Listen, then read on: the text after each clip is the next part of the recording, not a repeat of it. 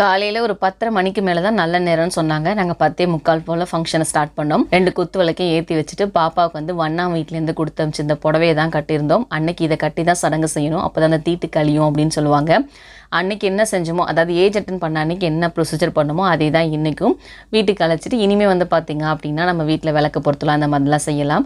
வீட்டில் விளக்கெல்லாம் பொருத்தக்கூடாது, தீப்பெட்டிலாம் யூஸ் பண்ணக்கூடாதுன்னு சொல்லுவாங்க. அதனால் குத்து விளக்கு ஏற்றும் போது லைட்டரில் ஏற்றுற மாதிரி ஆகிடுச்சு. இது வரைக்கும் நான் லைட்டர்லாம் யூஸ் பண்ணதே கிடையாது, அது எப்படி ஆன் பண்ணுறதும் தெரியல.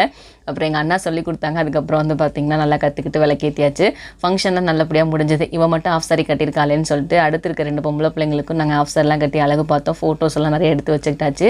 பாப்பாவுக்கும் ஆஃப் சாரி வந்து கட்டி விட்டுட்டாங்க. எனக்கு என்னமோ என் பிள்ளைய பார்க்கறது கொஞ்சம் பெரிய பிள்ளை மாதிரி மெச்சூர்டாக தெரிஞ்சது. மதியம் லஞ்சுக்கு சுடு சாதம், சிக்கன் கிரேவி, மட்டன் தொக்கு, முட்டை இந்த மாதிரி தான் ரெடி பண்ணி சாப்பிட்டோம். சாப்பிட்டெல்லாம் முடிச்சுட்டு கொஞ்சம் டைம் கிடச்சிது. ராஜா ராணி தான் எல்லோரும் ஃபேமிலியாக உட்காந்து விளாண்டோம். அங்கேயே நைட் டின்னர்லாம் முடிச்சுட்டு வீட்டுக்கு வந்து கிளம்பியாச்சு.